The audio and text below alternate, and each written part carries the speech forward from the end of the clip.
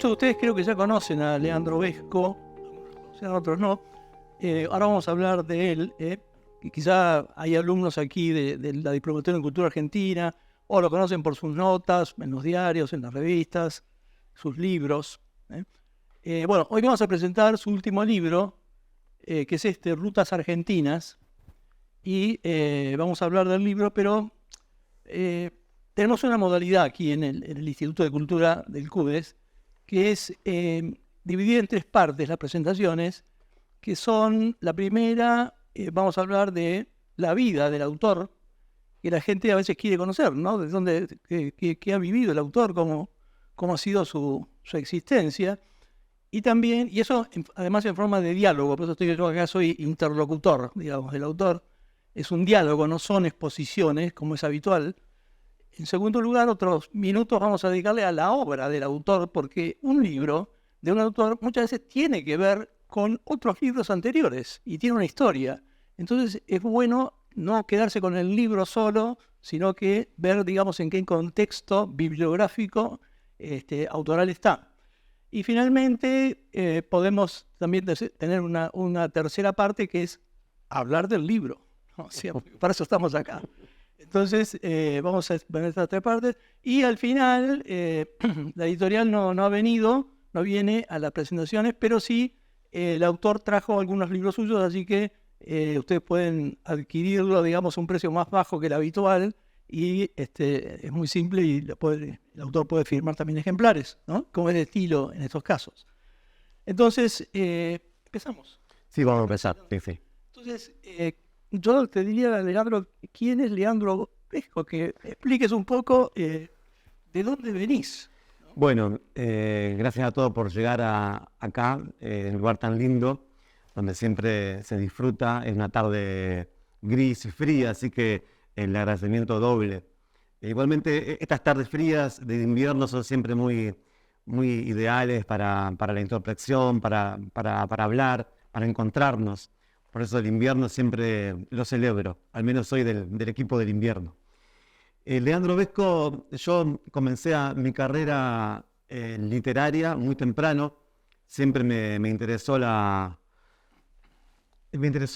facultad que tenía una virome. Yo pensaba que era la virome la que escribía las historias, pero en realidad desde muy temprano mi padre me dio esa posibilidad de los libros, sin presionarme a la lectura.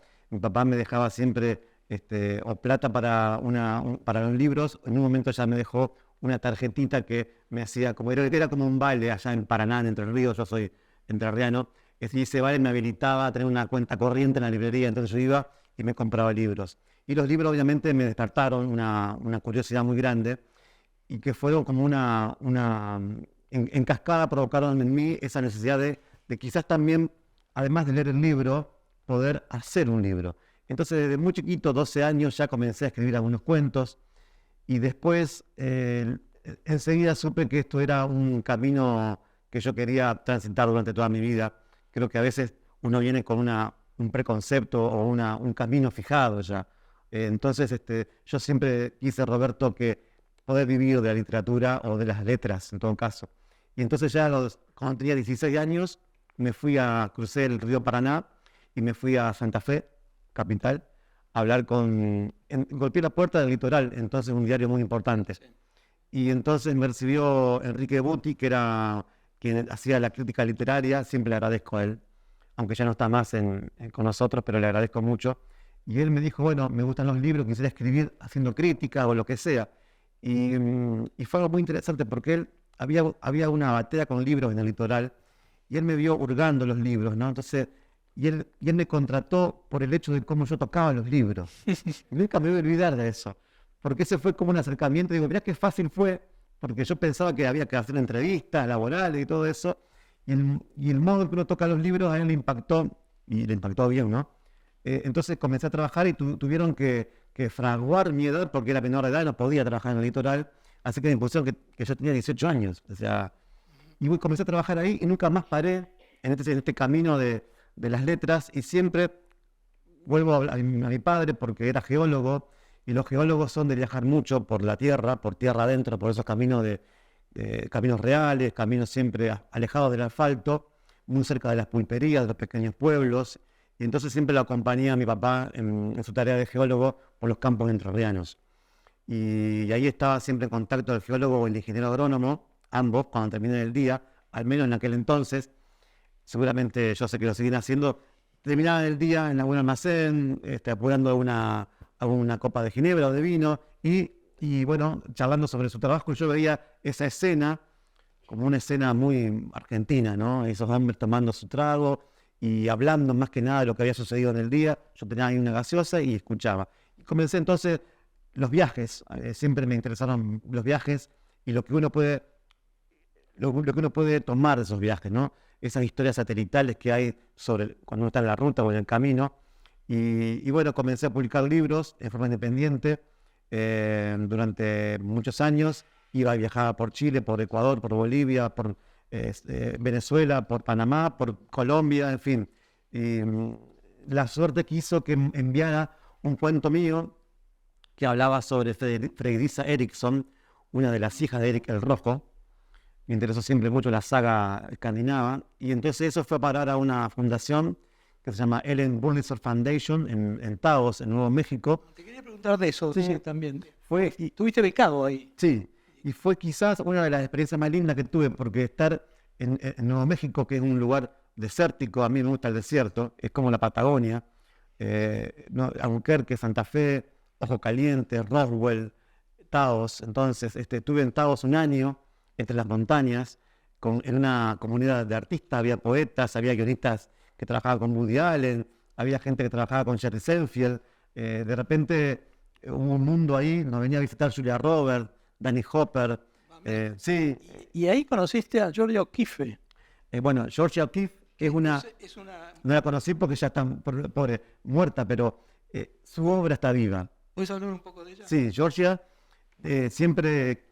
Ella fue una mujer, bueno, hoy sería una mujer empoderada, siempre lo fue, siempre existieron esa clase de mujeres que han cambiado el mundo. En el caso de Georgia O'Keeffe, ella vivió en las afueras de Taos, en Abiquiu, un pueblito ahí muy chiquitito, donde tenía su taller, y ella registró en sus cuadros figuras muy rurales, es decir, osamentas de vacas, de buey, de toros, y mezclaba esto con fauna del desierto, con un poco de temas que nos hacen pensar en la sexualidad femenina.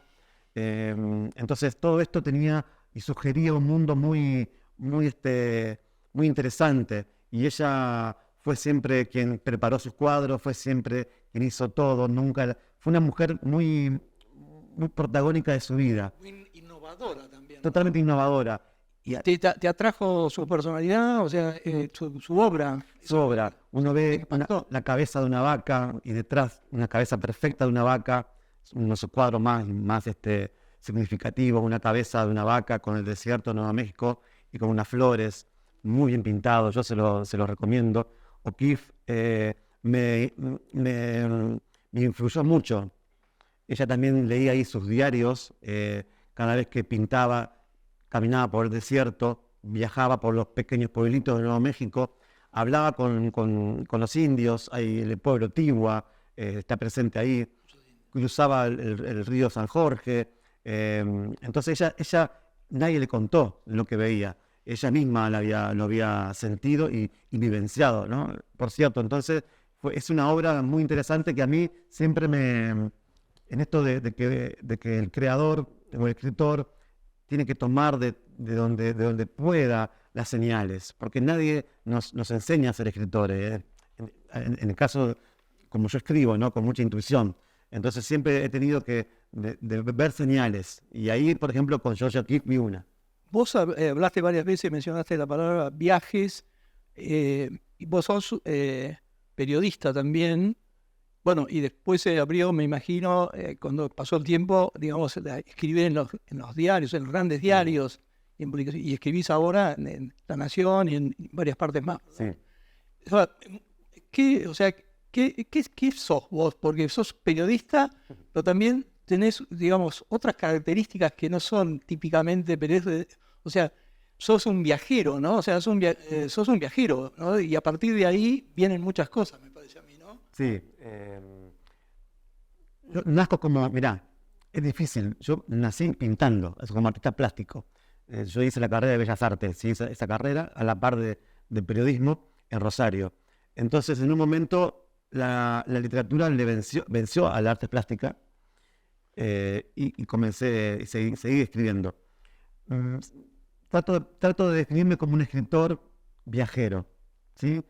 Hemingway decía que todos los escritores no pueden vivir de la escritura hasta cierto momento y que se necesitan del periodismo. Sí, Y después tenés que irte del periodismo, ¿sí? En el momento justo. sí. Bueno, Hemingway lo pudo hacer. Y era Hemingway, ¿no?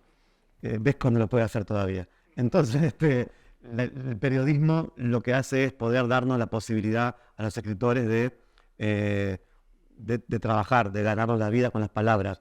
También en el medio, obviamente, un medio como La Nación, que tiene esa calidad de poder saber que yo necesito tener cierta libertad para hacer mi trabajo y La Nación me lo permite, ¿no? Así que escritor y viajero. Sí. Y último, vamos a dejar el lugar al periodista. Yo también te quería decir que también sos un gestor cultural, porque vos recreás la cultura también. Leyendo tus libros uno se da cuenta de eso, ¿no? O sea, no es que describís solamente algo.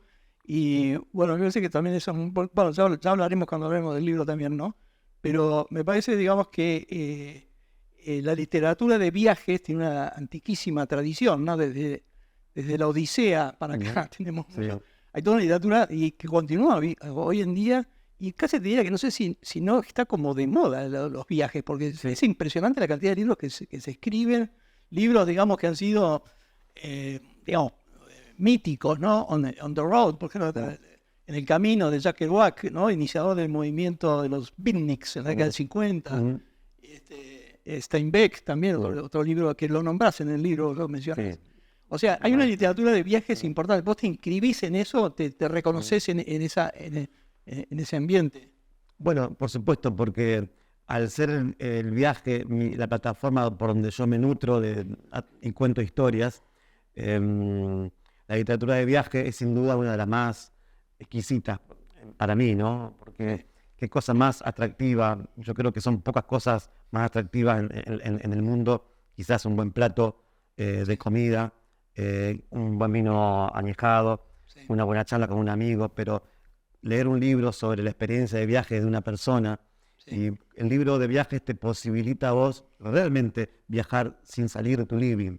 Sí. Entonces, ahora en estos momentos nos permite también, el modo de mis libros es comunicarte enseguida al pie de cada historia con el protagonista de ese libro. Después ya hablaremos sobre eso, pero la literatura de viaje ha sido, obviamente, desde los griegos en adelante, una de las más atractivas, porque yo estoy leyendo y siempre Henry Miller tiene varios libros sobre viajes, entonces él también me influyó mucho, y Steinbeck decía algo muy importante, que un viaje es como una persona, no hay dos iguales. Un viaje es una aventura. Sí. Una aventura, porque vas a lo nuevo, salís de tu lugar, digamos, de la zona de confort, como se decía ahora, Sí. y vas al riesgo, ¿no? O sea, al borde de lo que venga. Él tiene un libro muy interesante que se llama Viaje con Charlie. Sí. Su perro. Claro, promediando ya casi el fin de su vida literaria, él que había construido su carrera a través de una literatura muy cercana a lo popular. Él se había como aburguesado en Nueva York y se había olvidado de sus Estados Unidos, de su territorio. Entonces decide comprarse una casa rodante y viajar con su perro durante casi 5 meses. Va por todo Estados Unidos porque él quiere volver a ver su territorio. Y él decía esto, entonces, que no hay, como una persona, no hay dos viajes iguales, y cuando uno piensa que tiene el viaje dominado, ahí está en un grave error. El viaje controla todo el tiempo tu camino o tus decisiones, porque una vez que nosotros, y ahí yo lo expreso mucho en el libro, soy un lector voraz de las crónicas de viajes, ¿no? Sí. Esas crónicas donde, por ejemplo, los grandes navegantes se tomaban 2 años para investigar lo que pasaba en otra parte del mundo. Bueno, de Fitzroy, por ejemplo, Charles Darwin. Entonces, esos 2 años donde se trasladaba una gran cantidad de gente en un barco, o los árabes cuando cruzaban el desierto de lo que es ahora Marruecos hasta el Mar Rojo, eran meses de caravanas buscando. No sé si vos lo decís, pero está presente en todo lo que escribís, y creo que lo debes decir seguramente. Un viaje te construye también, ¿no? Sí. O sea, vos no sos el mismo después de un viaje, No. sos otro. En el último libro, siempre intenté, en los 4 libros anteriores, Desconocida Buenos Aires, siempre intenté reforzar esa idea que lo importante no es el destino, sino que la aventura está en el viaje.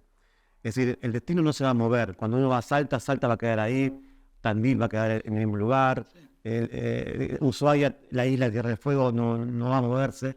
Y lo importante es que cuando nos trasladamos por tierra y también por aire, porque después viajamos, es que uno se dé cuenta de que lo más rico es que es ir parando, ¿no? Ir parando en lugares donde la intuición te llama. La intuición puede ser una antena de telecomunicaciones que uno piensa, el bucle de ese foco rojo que ve a lo lejos parpadea de otra manera y te hace doblar a un pueblito, un cartel que uno ve también al lado de la ruta. Es decir, son señales en el camino.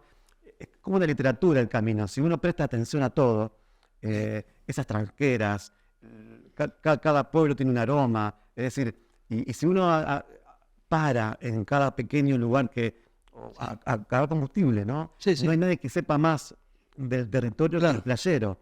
Y si vos le preguntás dónde queda una pulpería y dónde se puede comer un salmón de jamón con queso. Es el historiador local. Sí, entonces el playero te va a decir todo.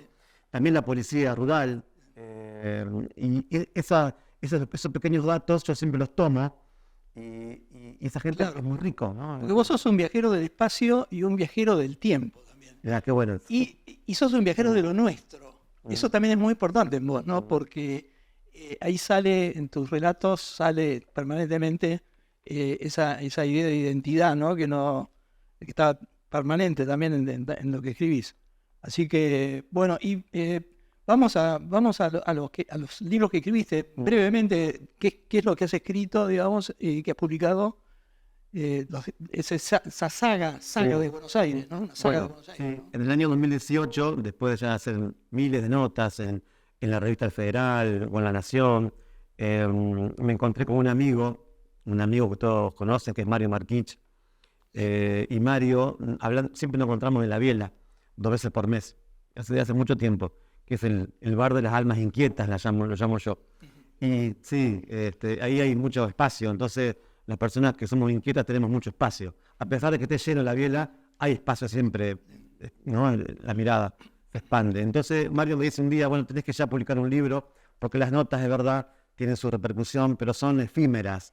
El periodismo lo que tiene, que el poder de fuego de una nota dura 2 o 3 días, a pesar de que sale en papel, eso queda para siempre, pero es efímero porque las historias tienen que seguir, las notas tienen el guión de la realidad. Entonces pasa algo en nuestro país, que siempre pasa en nuestro país, cosas todo el tiempo, la nota queda entonces perdida. El libro, y los defensores del papel, somos todos seguramente, tiene otro aplomo el libro. Entonces él me dio esa oportunidad y comenzamos con el Ateneo a hacer libros. Íbamos a hacer un solo libro, terminamos haciendo 4 libros. Y esos libros significaron un antes y después para mucha gente.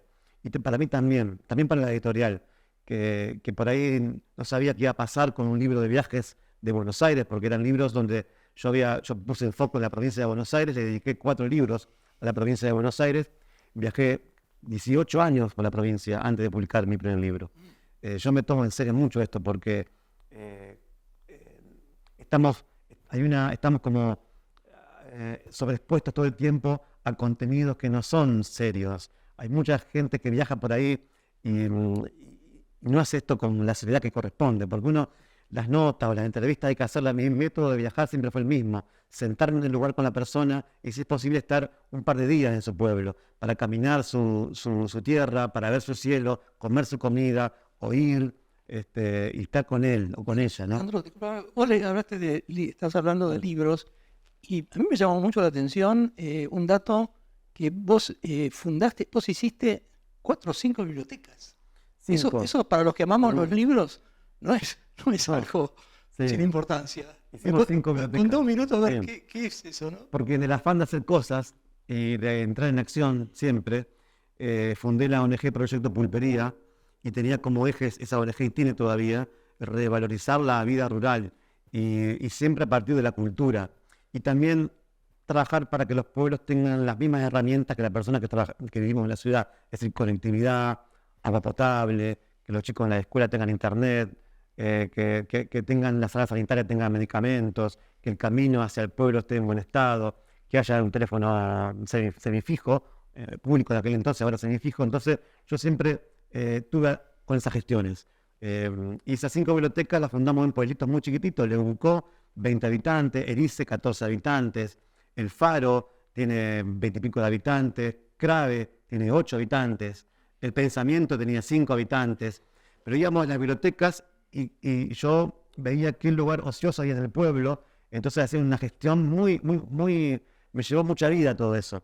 Obviamente todo ad honorem. Y entonces, bueno, estas 5 bibliotecas se convirtieron en espacios de pensamiento y de acción para que en esos pueblos la gente pudiera estar en contacto con los libros. Y también en internet, obviamente, porque son lenguajes hermanos, tenemos que convivir. Si fuéramos fundamentalistas del papel, eso no sería bueno. Tenemos que convivir con lo digital permanentemente, y eso hay que hermanarlo. Entonces, esas 5 bibliotecas son hoy todavía un espacio en muchos pueblos, como por ejemplo Erice, que es un pueblito de la familia Erice, que tuvo 1000 habitantes y ahora, como te decía, son menos de 10. Cuando se fue el ferrocarril, ese pueblito quedó diezmado y el éxodo fue tan grande que el pueblo quedó prácticamente sin habitantes. Y bueno, ahí hicimos una biblioteca, me acuerdo que yo siempre viajé mucho a los pueblos para que me dijeran qué es lo que más necesitaban. Y esa gente necesitaba una fotocopiadora, era lo que más necesitaba. Entonces, bueno, hice unas gestiones con una casa de reparación de fotocopias, conseguí a falta de una, 2, yo llevé 2. Y bueno, está todavía funcionando la fotocopiadora de esa. Y siempre hablo con esa gente. Y después hicimos 2 campañas de repoblación. Llevamos gente de la ciudad a los pueblos, gente que estaba como agotada de la vida ciudadana. Hicimos un año entero de entrevistas. También el pueblo necesitaba peluquero, un electricista, un profesor de teatro, de inglés. Un músico necesitaba Gascón, por ejemplo, se llama un músico que enseñaba la música. Y esa gente se convirtió como en una figura de refundadores. Entonces, la familia que era de Moreno pasó a ser presidente del club del pueblo, lo refundó el club. Entonces, fue como inyectar nuevas ideas a esos pueblitos. Lo que sucede es que después entendí que ya estaba completa esa misión que había tenido y que lo que necesitaba la gente era información. Por lo tanto, enseguida comencé a publicar estos libros y la tarea mía como escritor en todo el país, perdón, de periodista en todo el país, es dar señales para que todos los lectores sepan dónde ir, si quieren ir a vivir en un pueblo o conocer un lugar en la extrema soledad para aislarse un poquito de la ciudad y de su caos. Porque el eje de tu obra me parece a mí que es la Argentina, es decir, o sea, el país, sus paisajes, sus costumbres, su gente, fundamentalmente, están muy presentes, ¿no? O sea, hay una alquimia. En mi trabajo como en turismo, yo en un momento trabajé para el Ministerio de Turismo y íbamos a dar charlas por todo el país. Y yo decía siempre a las personas, eran charlas muy interesantes, porque la gente que vive en los pueblos piensan que el atractivo está, por ejemplo, en un lago, en el lago que tienen, en la laguna, en la montaña, o en tal manifestación, o en tal recurso natural. Y yo soy de los que piensan que el mayor atractivo es el ser humano. Sí. Porque al fin y al cabo, bueno, la naturaleza formamos parte de este medio ambiente, pero cuando uno va a un pueblo, cuando sale de su casa y habla con otra persona, se produce esa comunicación que es maravillosa, porque conoces a otra persona. Sí, sí, sí. Y a veces, y pasa muchísimo esto, que en los pueblitos donde yo me muevo, los personajes realmente parece que uno los ficcionara. Sí, son reales. Son reales. Y eso llama la atención cuando vas haciendo un relato que a veces parece como que es más importante la persona que el paisaje, ¿no? Bueno, ahí está, bien, Roberto, porque eso ahí quería llegar, siempre llegaba a esto. Y entonces ahora estamos viviendo una recuperación absoluta del turismo rural y uno ha trabajado tanto para que sea así. Cuando uno va a un pueblito, obviamente la gente siempre recorre los atractivos naturales, pero después finalmente termina comiendo algo. y siempre nos acordamos de dos cosas cuando viajamos, dónde dormimos y cómo comemos. Es eso, ¿no? Y entonces un guiso carrero, una buceca, un costillar, y hablamos con una persona que vive, por ejemplo, sola en una montaña. Yo soy un fanático de los ermitaños, hay muchos ermitaños dando vueltas en todos mis libros. Cómo una persona, o qué lleva a una persona a escaparse de todo esto tan lindo que vemos que es la ciudad, que a veces nos agobia, pero también nos enriquece, y esa persona, sin embargo, haciéndonos un bye-bye muy épico, se desprende de todo esto, un adiós, y se va a una montaña, o se va a un desierto, o en la costa del mar. Entonces a mí esos son atractivos humanos tan grandes. Ahí, bueno, vamos a hablar del libro, pero hay lugares de un solo habitante en donde es tan importante ese habitante como 20 kilómetros de costa. Y vos recuperás eso, que es algo que en cierto modo hemos perdido, ¿no? O sea, leí que alguien decía, Vesco nos lleva a los lugares donde nunca nos debimos ir, ¿no? Y eso es lo que pinta tu literatura de viaje, ¿no? Y yo, mira, agrego esto, que siempre lo trato de nombrar porque la idea a mí me gusta mucho. Pulpería, almacenes de ramos generales, pequeños pueblos, escuelitas de montaña, o escuelitas de la estepa o del mar, son reservas de humanidad, Roberto. Es decir, hemos perdido muchísimo nuestra humanidad. Tema central, ¿eh? Tema central para mí, porque nosotros, como seres humanos, hemos perdido esa facultad de humanidad. Y en cada pequeño detalle lo vemos en la ciudad, ¿no? Digamos, el encordio, la ira, pequeñas iras, el dejar de saludar, el dejar de pedir permiso, el olvidarnos de las recetas de nuestra mamá o de nuestras abuelas. Todo eso conjetura una orfandad de humanidad. Entonces, cuando yo voy a estos lugares, encuentro finalmente que la humanidad, por eso tengo mucha esperanza, soy muy optimista. Peco, como decía Ralph Bradbury, de optimismo. Soy muy optimista porque a mí me toca ver mucha humanidad en nuestro país. Me enfoco en el país, ¿no?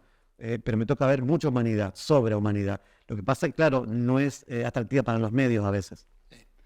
Sí, yo te diría, ¿dónde nos lleva Vesco? Y yo te respondo, nos llevas a lo mejor de nosotros mismos. ¿Qué es eso que estás diciendo, no? Que son cosas que hemos perdido y vos, en cierto modo, como digo, las recuperás, ¿no? Bueno, vamos a la tercera parte, la que anuncié, ¿no? El libro, Rutas Argentinas. Yo tomé muchas notas, leí el libro y la verdad que me resultó muy sugerente, ¿no?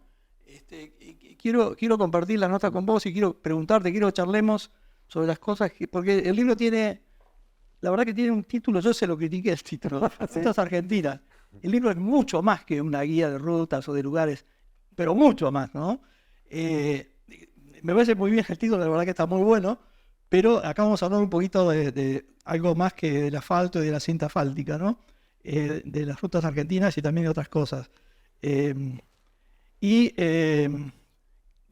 un tema, el camino es un gran tema, ¿no? Hay una persona que yo aprecio mucho que fue el primer director de la Diplomatura en Cultura Argentina que comenzó aquí mismo hace 14 años, que es Pedro Luis Barcia, seguramente algunos de ustedes lo deben conocer, y él tiene un libro sobre el camino con fotos que es espectacular. Lamentablemente no se vende el libro, es una edición excelente, pero se llama El Camino en la Literatura, ¿no? Lo digo por si alguna vez tiene... Y bueno, y ahí dice, el camino es un hecho cultural, ¿no? Es un hecho cultural y también, dice Barcia, el hombre es un animal proyectual, ¿no? Que proyecta. Es un animal, dice Barcia, es un animal caminero, ¿no? O sea, porque va, digamos, es itinerante. Hace poco di una clase en el programa, y dije, una de las cosas que dije es que, hablando también del tema del camino, que es, en realidad nuestra vida es un camino, nosotros somos itinerantes, no tenemos un destino final y vamos caminando, ¿no? O sea, por eso hay tantas peregrinaciones, ¿no? En la Argentina también, que reflejan ese sentido itinerante de la vida, ¿no? O sea que esto es por un rato nada más, ¿no es cierto? No estamos para siempre. Y hay un profesor, que le hago mención ahora porque lo aprecio mucho yo, que murió de este programa, que se llama Abel Pose, y ha escrito mucho, bueno, y uno de sus mejores libros es El largo atardecer del caminante, ¿no? que habla de Álvar Núñez, cabeza de vaca. Bueno, quiero decir, esto es el homo viator, dicen los teólogos, ¿no? El hombre que viaja. Decía hace un rato que es el hombre que arriesga, porque uno cuando se pone en marcha va arriesgando, ¿no? Digamos, su estatus actual, digamos, sale de su vida de todos los días y va hacia otro lado, ¿no? Es hermoso lo que estás diciendo. Por eso para mí vuelvo a esto de recuperar la esencia. En los viajes se han convertido para mí en algo tan programado. A través de las aplicaciones uno puede programar hasta qué va a comer tal día de acá a un año. Entonces para mí es todo lo contrario. Para mí es recuperar la intuición. La intuición nos lleva siempre a lugares que generalmente la felicidad anda cerca. Es así, porque cuando vamos a un pueblo y separamos, por eso finalmente esos pueblos donde no hay internet es la mejor señal, ¿no? Entonces vamos a ese pueblo, conversamos con la gente y comenzamos también a proyectarnos nosotros en ese camino. Y creo que es necesario separarnos un poquito de las comodidades, de volver a eso, porque nosotros somos animales humanos que un día decidimos entonces bajar del árbol o salir de la cueva, y al ser bípedos en un momento comenzamos a caminar. Y yo trato de pensar siempre en ese primer proto-hombre que empezó a caminar y a merced de las bestias, ¿no? Y a fuerza de la intuición iba haciendo algunos caminos que eran seguros y otros no. Y después regresaba entonces a la cueva.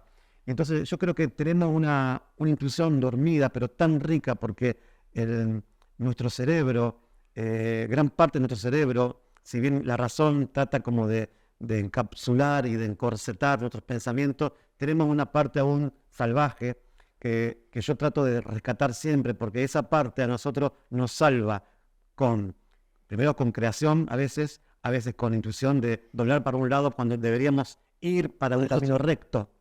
¿Y por qué no doblar? Y hay que doblar.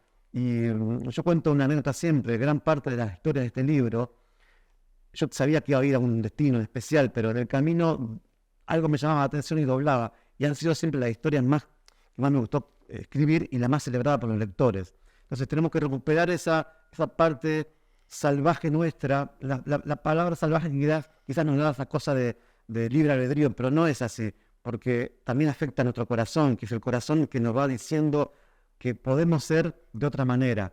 Y ese poder ser de otra manera en el viaje, esa cosa exploratoria, la aventura, la exploración.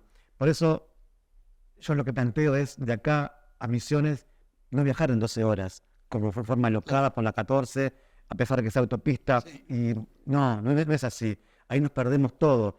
Que viajemos 4 o 5 días a Misiones. Este es otro tema que también está presente en vos, que por ahí lo sacamos en algún momento, que es el tiempo, ¿no? O sea, el tiempo. Porque vos pertenecés a una raza, digamos que extinguida, que es los que valoran el tiempo, porque ahora, digamos, lo que vivimos es en el activismo, ¿no? O sea, en el frenesí del activismo, y vos querés también recuperar eso que hemos perdido, ¿no? O sea, poder perder el tiempo, entre comillas, que lo ganamos, ¿no es cierto? Mirá, a mí la frase de Platón, que habla mucho, Platón dice que el tiempo es la eternidad en movimiento. Uh-huh. Y ahí para mí se define todo, porque la eternidad es lo que perdura, el tiempo es finito, fugaz. Sin embargo se desarrolla en la eternidad. Claro. Entonces Platón lo entendió.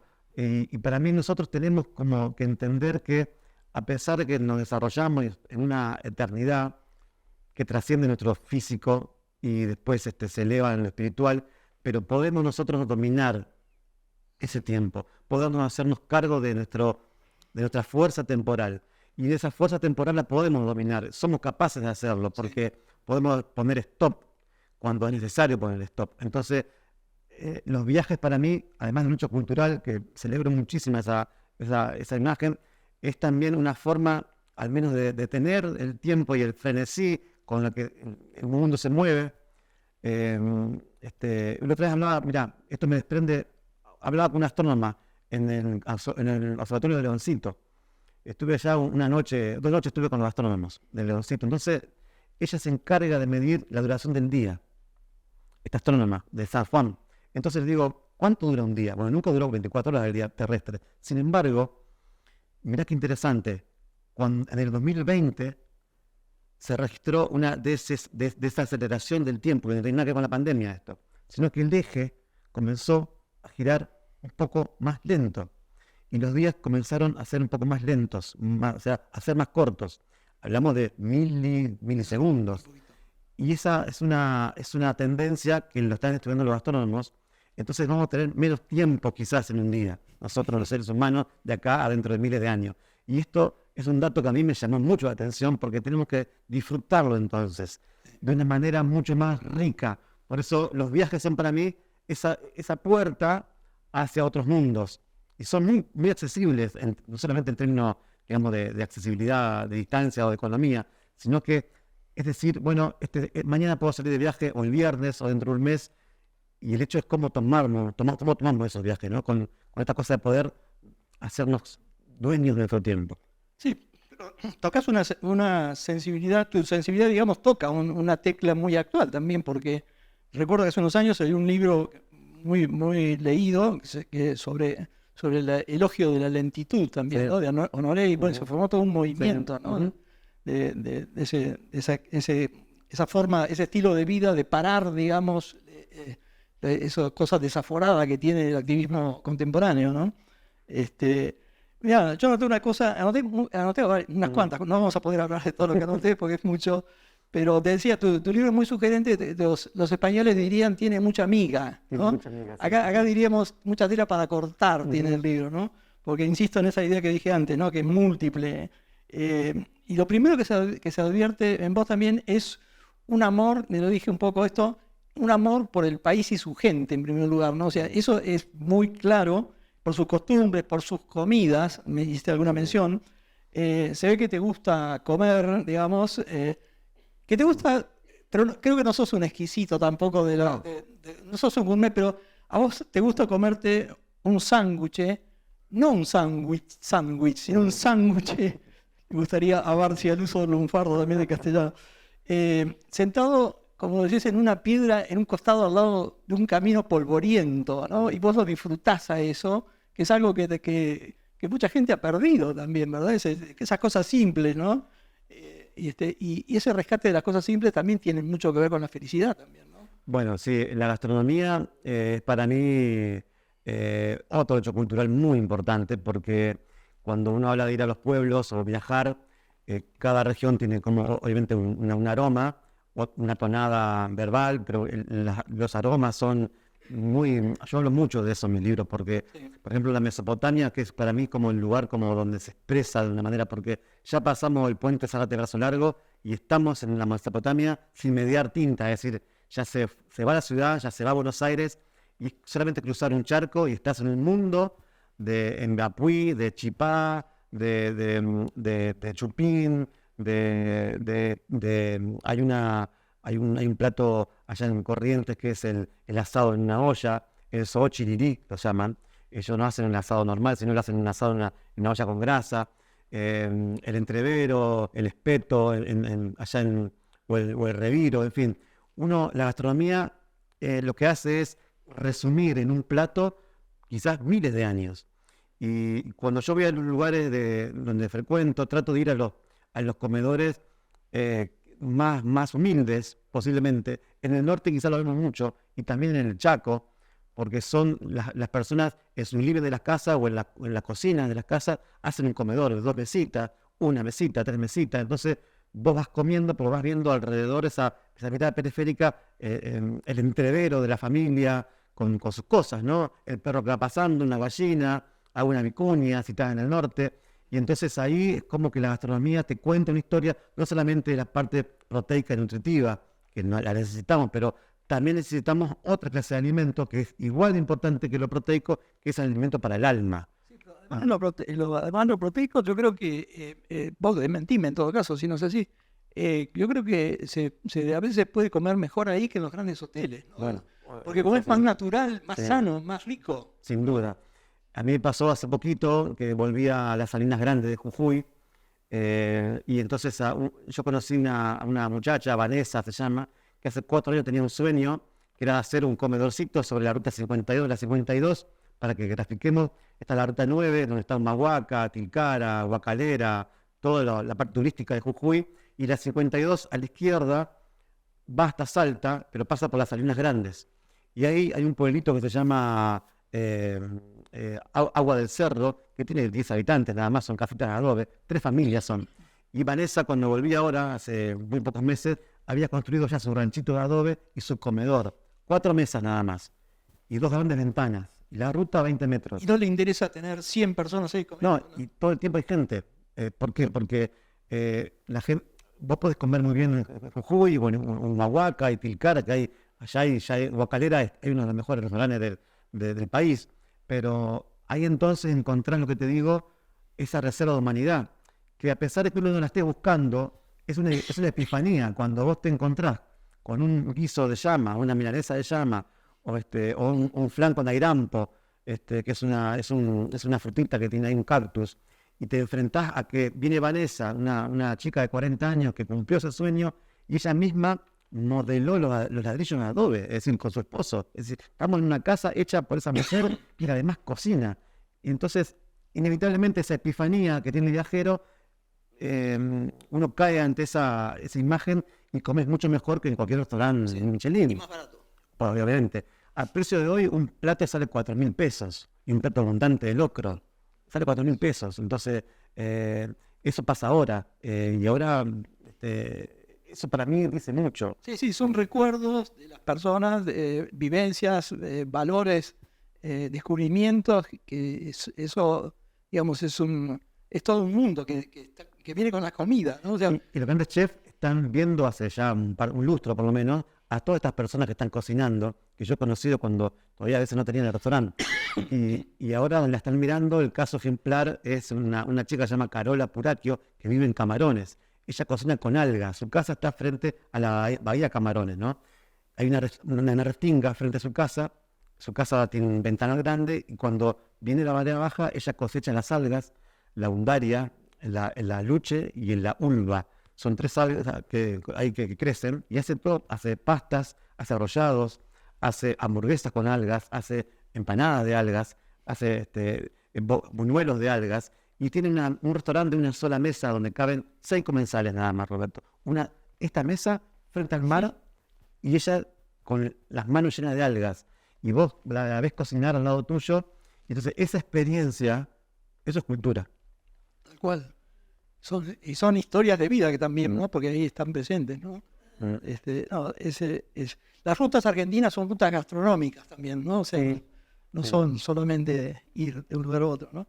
Entonces, ¿querés contar alguna? Tenés mucho para contar, evidentemente, pero ¿podés elegir alguna anécdota de alguno de los relatos que está acá en Rutas Argentinas, que son muy lindos, ¿no? No sé cuál elegir porque realmente son todos muy lindos. A mí me gusta mucho, son 2 destinos. La Pampa es una provincia que siempre fue es de paso, pero cuando uno va hacia el norte, hacia el sur, pasa por La Pampa y de repente ve esas rutas interminables, rectas. Siempre aconsejan uno dormir mucho para no estar desprevenido y con cansancio. Y estuve 2 años viajando por La Pampa para escribir los capítulos pampeanos. Entonces ahí encontré 2 casos de pueblitos de un solo habitante. Naicó se llama uno y otro Uncal. En Uncal quedó un solo habitante y este hombre recuperó la estación de tren, una estación muy grande de tren, cuando el tren todavía pasaba y significaba el progreso, significaba una Argentina que parecía no tener techo. Entonces el tren cerró en los 90 y ese pueblo desapareció y ese hombre, una sola persona, hace que todavía sea un punto visible en la cartografía oficial, Uncal. Y después está Naicó, que hay un solo habitante estable, pero después una familia de Santa Rosa recuperó un hotel. Esa historia me encanta porque ese pueblo de un solo habitante, los fines de semana llegan a tener 100 o 150 personas que van al hotel a hospedarse y a tomar mate o a comer en un restaurante donde este hombre cocina un cordero increíble, hace jamón crudo de cordero, quesos, en fin. Entonces, ahí a mí eso me emociona. Una ruta que recomiendo mucho es la ruta al corazón de la selva, que nace en el libro, nace acá en Buenos Aires, pero va recorriendo la Mesopotamia y esa atmósfera te va sofocando, es una atmósfera que también es muy seductora, todo se mueve, todo tiene color, todo te pica, y esas misiones, por ejemplo, y entonces encontré ahí en El Dorado a una familia, la familia Pascuti, que el papá de ella, de Vanessa, trabajó durante casi una década en un método para volver comestible al yacarateá, y es la única madera que se come en el mundo. No, entonces cuando ella me invitó a comer una milanesa de madera, un bife de madera. Imaginémonos comiendo un bife de madera. Es algo extraordinario. Y esta mujer, Vanessa Pascuti, es la única que conoce el método. Yo siempre digo, mirá que te puede pasar algo. Y Mondelez, que es la multinacional de golosinas y chocolate, les quiso comprar por $3 millones la patente. Porque Mondelez quería hacer confitura de madera para todo el mundo. Y ella le dijo que no a $3 millones. Y a mí eso me significa todo. Ahí dije, esta mujer vale la pena. Me corre un sudor frío. Y yo comiendo el bifecito de madera. Y la verdad se lo recomiendo. Y ahí Misiones se descubrió también cuando vas al Soberbio, que tiene su paralelo a Il Soberbo en Brasil, y ahí se habla el portuñol nada más. Y entonces eso también es otro mundo. Entonces ahí no se come una pizza, se come el entrevero, el espetinho. Y el brasilero con el argentino hermanado por un río que nunca se para, siempre hermana. Y entonces ahí también descubrí una persona que en una colonia, un hombre con su mujer que tiene 20 hectáreas donde hacen citronela. Yo me acordaba de la época del dengue, cuando todo el mundo buscaba citronela. El hombre tiene 2 hectáreas de citronela y hace la esencia de citronela. Y ha venido Romers, la farmacéutica, a querer comprarle esa esencia, y él no se la vendió. Y se la vende a los vecinos a $1.000, un tarrito. Y hay una foto que hice en La Nación donde este hombre había juntado frasquitos de Romers y ponía su esencia y vendía. Y está la foto en la nota, la pueden ver. Y a mí eso me pareció algo muy interesante. Mira, una cosa que anoté, una cosa que anoté, el paisaje y la comida, ¿no? Que a mí me parece que en vos es una excusa para cosas de una dimensión más rica, como las que estás explicando, ¿no? Cosas que perdimos, ¿no es cierto? En cierto modo también. Bueno, pero hay cosas, un par de anécdotas chiquititas que me llamó la atención, que en uno de los lugares que describís, dice así, lo mejor es hablar con Nancy y Lucía, ¿no? O sea, había toda una serie de cosas ahí, pero para vos lo mejor era hablar con ella. Y después otra cosa que en otro pasaje, ¿no? Hablas, una cosa que me llamó la atención también, de los baños de bosque. ¿Qué es eso de los baños de bosque? Sí. Y decís ahí, me gusta hacerlo solo, decís. Llegado un momento, siento que me fui del mundo. Contá un poquito. Qué bueno, qué buena observación, Roberto. Los baños de bosque se descubrieron en Japón. Los japoneses son los descubridores de este fenómeno natural, y ellos han descubierto que en un perímetro muy cercano a los árboles, el árbol como elemento natural libera yo no soy químico, pero libera una partícula que purifica el oxígeno alrededor de ese tronco, de esa circunferencia del árbol. Entonces cuando vos vas a un bosque y estás descalzo y abrazás ese que parece una morada, pero no es para nada así, y estás cerca de los árboles, lo tocas y respirás, aspirás esa partícula en especial, que no recuerdo el nombre ahora, pero que hace que ese ejercicio de respirar oxígeno sea más puro. Entonces en Misiones, en Estancia Santinés, te metes por un sendero y recorres la selva hasta que en un momento en pleno día se hace de noche. Es tan espesa la selva y es un bosque del Paraná, se lo llama, ¿no? Botánica. Selva para nosotros, pero es un bosque. Y entonces entre que por ahí los monos pasan en la copa de los árboles comiendo las paltas o la guayaba, y vos estás con 2 o 3 personas, pero la vez que he tenido esa oportunidad de hacer ese baño de bosque, me voy solo y ahí uno, de verdad que entras en una sintonía y te vas del mundo. En otro mundo. Sí, totalmente. Sí, eso es muy impresionante lo que pasa ahí en esa estancia. Bueno, vamos a tener que ir terminando, ¿no? Porque ya es hora. hay que hacer la comida. Bueno, entonces voy a decir alguna síntesis de algunas cosas que anoté para terminar, si querés después decís algo. Sí. Bueno, es un libro que Rutas Argentinas, nos sumerge en un mundo de pensamientos y emociones también, ¿no? O sea, nos invita a abandonar lo conocido y explorar los rincones vivos de otros estilos, quizá, digamos, menos civilizados, ¿no? Pero, como decíamos, me parece a mí, de mucha mayor calidad humana, de los que a veces tenemos alrededor, y donde nos tratan con nuestro nombre y apellido, es decir, en esos lugares nos tratan con nuestro nombre, o sea, no somos un número de una tarjeta de crédito. Eso me parece muy importante. Bueno, es el libro el que nos dice que nos detengamos a disfrutar con la vista perdida en el horizonte de un atardecer, que muchos hemos perdido ese horizonte, ¿no? Y también es un libro que nos invita a degustar recetas también desconocidas, por lo menos por mí, yo creo que por la mayoría de la gente, son recetas que no llegaron a los programas de televisión, ¿no? O sea, no sé si van a llegar algún día. Pero... No, incluso yo incluyo una receta en una sopa paraguaya que me dio una mujer, no sé si buenamente conocen la sopa paraguaya, pero es de las cosas más ricas que uno puede comer. Bueno, hay una receta ahí dando vuelta.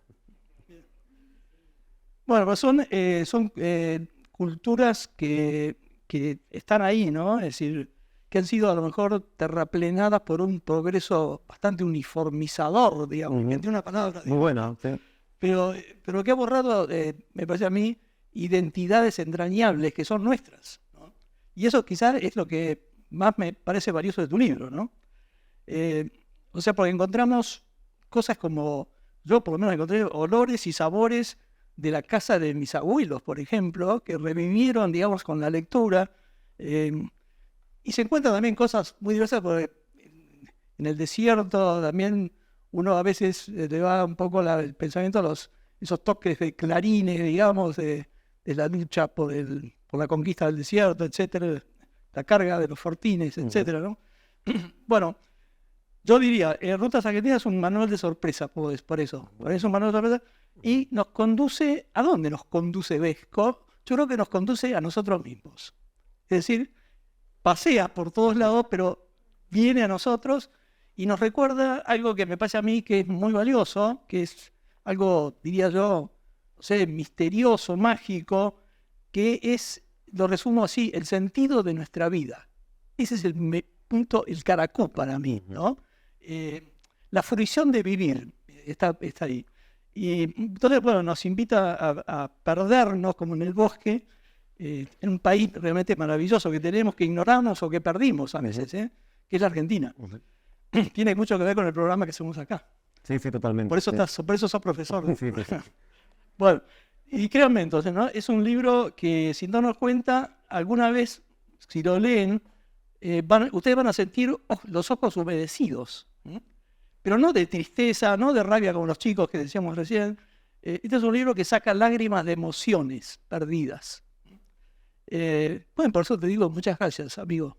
Bueno, no sé qué gracias Roberto, porque en este camino de presentar libros y de hablar, de dar charlas, siempre los presentadores caen siempre en lugares comunes y finalmente ha sido muy original y muy profunda tu apreciación sobre mi libro. Lo que hice fue leer el libro. Muchas gracias. No, pero muchas gracias. Son 5 minutos más. Yo le pedí a Walter Medina, es un sacerdote que está a 3.400 metros de altura, en Alfarcito. Alfarcito es un pueblito que prácticamente ha fundado el padre Chifri. Es un padre Chifri, unió 25 comunidades de los cerros, allá por la Quebrada del Toro, y a través de escuelas. Y el padre Chifri entonces hizo una obra muy grande. El legado lo tiene Walter Medina. Y lo que hizo Chifri fue crear una escuela secundaria, porque la gente, los chiquitos, cuando terminaban el primario, se iban todos a Salta Capital a engrosar la Villa Miseria, a perder la identidad de los cerros, a comer hamburguesa, a tomar gaseosa, en fin, a perder toda su identidad. Chifri creó una gran escuela secundaria con albergue, que entonces la gente de los cerros lo que puede, termina su primaria ahí a 5.000 metros de altura, 4.000, baja a terminar su secundaria, y lo forman en saberes que tienen que ver de huerteros, agentes de turismo, agentes culturales, en fin, hacen una tarea extraordinaria. Y el padre Walter Medina yo le pedí que me escriba un pensamiento sobre esa vida en la montaña. En las montañas necesitamos de tener el auto y bajar a ver el paisaje. También en la vida. Si no nos detenemos, nos perdemos lo mejor. Necesitamos volver a ver las cosas más sencillas que se nos regalan. Mirar a nuestra familia sin juzgarla. Tener una frazada en invierno, un techo. O la verdad primera de que no nos damos la vida. Suena exagerado, pero necesitamos parar a observar. Estamos tan apurados por lograr lo urgente que no disfrutamos lo importante. En las montañas aprendemos que no hacer nada es tan importante como el hacer. Hacer es bueno, pero si no aprendemos a recibir, ¿cómo recibimos la vida? En las montañas hay mucho silencio para pensar y descubrir que se nos da mucho, que hay muchos regalos. Fácil es quejarse, pero podemos elegir a agradecer. Si no paramos un poco para ver si de verdad queremos ir a donde creemos que vamos, tal vez lleguemos. Ahí está. Si no paramos un poco para ver si de verdad queremos ir a donde creemos, quizás tal vez lleguemos. Pero el destino que elijamos es tan importante como saber disfrutar el camino. Al hombre lo veo como un sediento al borde de un manantial. Esa imagen. El manantial está ahí, muy cerca, pero hace tantos años que ha vivido con sed que no sabe elegir otra cosa. Es preferible quejarse y echarle la culpa a algo que animarse a probar de este manantial. Puede haber grandes problemas y límites. No se trata de minimizar ni de tener un falso optimismo, pero también creo que uno elige. El ser humano puede elegir. La gente del cerro podría haber elegido aceptar que el desierto es desierto, pero uno caminó, el otro hizo un oasis y todos movemos montañas. La sed es real, el manantial también es real. Es uno el que elige creer o no creer. Estamos destrozados, a veces sí, pero los destrozados son los más poderosos. Esto dice Walter Medina y me emociona muchísimo y se sentí, Walter. Gracias. Estuve ahí hace muy poquito, estuve ahí y me impresionó mucho estar en el lugar, ¿no? Conocerlo. Es muy emocionante, a mí eso me emociona un montón, esa gente que no tiene nada y lo tiene todo. Sí. Bueno, no sé si ustedes quieren hacer alguna pregunta o algún comentario, quieren preguntar al doctor, no todos los días lo tenemos presente, así que pueden decir lo que les parezca, ¿no? No hay Respondo todas las preguntas, ¿dónde comer? ¿Dónde puedo comer? No, sí, dígame. Generó una inquietud el tema del árbol, de la milanesa de árbol y demás. Sí. ¿Qué es un árbol específico que usa o es la receta? ¿Qué es? Mira, el yacaratea es un árbol que está casi en todos los patios de Misiones y tiene una característica que es muy particular, es como la madera balsa, es un árbol que tiene mucha humedad, mucha agua adentro. Sí. Por lo tanto, es un árbol que cuando hay una tormenta o hay grandes vientos, suele caerse. Y entonces los gusanos se alimentan de esa humedad, ¿no? Entonces los guaraníes, esto es la central, los guaraníes comían esos gusanos, los asaban y los comían. Y entonces este hombre, don Pascuti, entendió que si esos gusanos que se alimentaban de esa fibra de ese árbol eran sabrosos y él los probó, entonces el árbol debía ser rico, porque el gusano no tenía mal sabor. Y los guaraníes entendieron al parecer encontraron un método y él se internó casi una década en las comunidades en Villá guaraní, que están ahí en Misiones. Y es un árbol que uno no dice nada. Si crece para la izquierda es hembra y si crece para la derecha es macho, por ejemplo. La izquierda es la hembra y el macho es la derecha. Tiene como es eso y se come solamente la hembra del árbol. Le costó muchos años a este señor Pascuti para poder patentar o para poder aprobar, digamos. Claro, porque el árbol tiene celulosa, la celulosa es totalmente tóxica para el ser humano. Entonces, en realidad nadie sabe cómo lo logró, pero nadie se muere comiendo la yacaratea. No, y es hoy cuando uno va al aeropuerto de Posada o de Puerto Iguazú, incluso se venden algunas delicatessen acá de Palermo. Son confituras de madera, ¿sí? Y también se vende un néctar que se usa para hacer cócteles.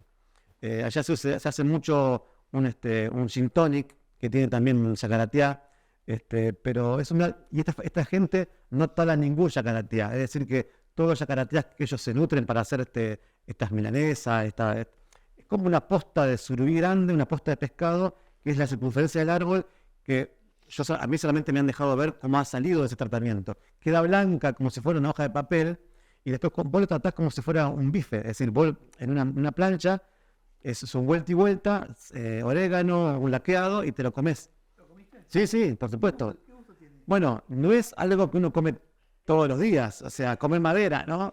Es muy particular, pero es algo fibroso que tiene un color como el del blanca, como si fuera una carne blanca, un cerdo, un pollo, y es un sabor que es indescifrable, porque es como comer la trufa, ¿qué gusto tiene la trufa?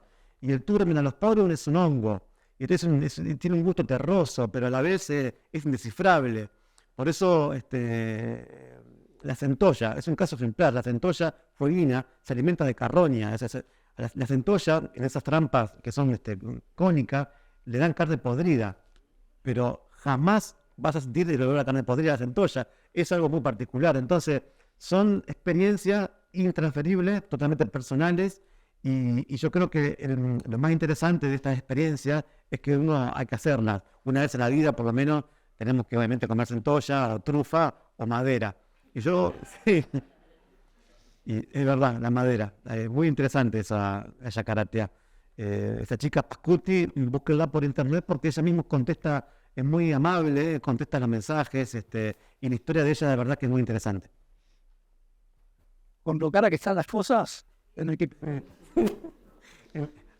Bueno, que esto tiene madera. Sí, acá el hombre. Buenas noches, ¿qué tal? Horacio, mi amigo, Horacio, sí. Horacio del Campo era amigo de mi papá. Y me enteré en la diplomatura, porque es alumno de la diplomatura, que él era amigo de mi padre. Y eso fue muy emocionante. Y me ha dado fotos de mi padre que ni siquiera nosotros la tenemos. Y esto surgió en la diplomatura. La Tierra Colorada. La Tierra Colorada. Sí, me acuerdo que contaste, yo te pregunté, y hoy contaste también, por qué te gustaba, cómo te nació esta vocación, ¿no es cierto?, de viajar y escribir, digamos, y bueno, y ahí me enteré que eras hijo de Pancho. Uh-huh. Y entonces quería saber, ¿cuál es tu próximo proyecto? ¿En qué estás? ¿Qué estás por escribir o qué vas a viajar? ¿Cuál es tu proyecto para adelante? Contaste mucho de lo que hiciste, pero bueno, me interesa saber. Muy buena pregunta, y gracias porque yo, para no hablar de algo, no la hice, pero le quería preguntar, ya sabemos de dónde viene y a dónde vas. Bueno, así me reservo un lugar para cuando vayas ya, cuando escribas voy a pensar en ir. Bueno, yo de aburrimiento no me voy a morir nunca, eso es verdad. Estoy escribiendo 2 libros ahora, son 2 proyectos literarios. Uno es una ficción estamos entre amigos, así que voy a confesar un poco cómo es, al menos cómo el método de escritura, no el contenido. Pero solamente lo escribo en los hoteles nada más, ese libro de ficción. Es decir, por lo tanto, es un libro que va a tener varias páginas, porque la mitad del mes me la paso en algún hotel. Entonces, es un libro que los viajes son tan reveladores para mí que tengo una doble vida. No tiene nada que ver con, viste, esa doble vida que siempre piensa que hay otra familia. Y que no, esto es muy simple para mí, siempre todo lo simple.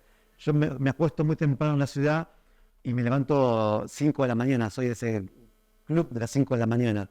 Pero en los viajes me acuesto muy tarde y me levanto temprano, duermo poco en los viajes, pero escribo de noche. Es algo impensado para mí en la vida urbana. Entonces ese libro de ficción sucede en la noche en los hoteles.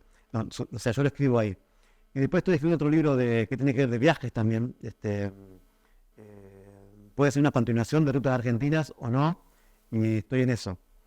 Después, por esto de no querer aburrirme, estoy haciendo charlas con Mario Marquich, y eso me encanta, porque Mario es un maestro para mí, ha sido un maestro, lo es todavía, y entonces cuando vamos a estos lugares contamos anécdotas y contamos historias. Entonces, un poco rescatando esa tradición de de los viajeros cuando regresaban y contaban sus historias en una corte. No hay tal corte en estos momentos, pero sí la rueda de amigos, en una almacén de ramos generales, en una pulpería. Hacemos eso. Entonces se establece una comunicación muy linda entre los dos, pero también entre la gente que nos va a ver, porque yo creo que debe ser el pan recién horneado y el dulce de leche lo más adictivo, y contar anécdotas de viajes más todavía, porque uno quiere saber siempre qué ha descubierto en un viaje, cuáles son los secretos del hacer viajes. Y también, dos cosas más, estoy haciendo espectáculos con Yamila Cafrune. No estoy cantando porque tengo pésima voz, pero estamos uniendo el canto y las historias de mis libros en un espectáculo muy íntimo. Comenzamos a hacer 2 fechas este fin de semana en Tandil y en Las Flores, y la gente nos acompañó, se llenó en los 2 lugares. Y entonces eso es un mundo nuevo para mí, la música, porque yo no soy tan musical, a pesar de que escucho algo de música cuando escribo, pero estoy muy en silencio. Para mí es muy fundamental el silencio. Pero estaba hablando de la hija de Jorge Cafrune, es como muy fuerte para mí esa situación, es mucha emoción. Y también en la ciudad de Buenos Aires, acá en la ciudad, produzco eventos en los bodegones. Los bodegones son las pulperías urbanas para mí. Entonces mañana mismo se cumplen 154 años del barrio de La Boca, cuando se escindió de San Telmo, y fue barrio, se creó el Juzgado de Paz de La Boca en 1870, y entonces hago un espectáculo, un encuentro, hago un descifrable que he dado a llamar Bodegonazo, y llamo a escultores, a pintores, a poetas, a escritores y a músicos. Los músicos pueden solamente tocar una sola canción, porque para mí lo más importante es recuperar la charla.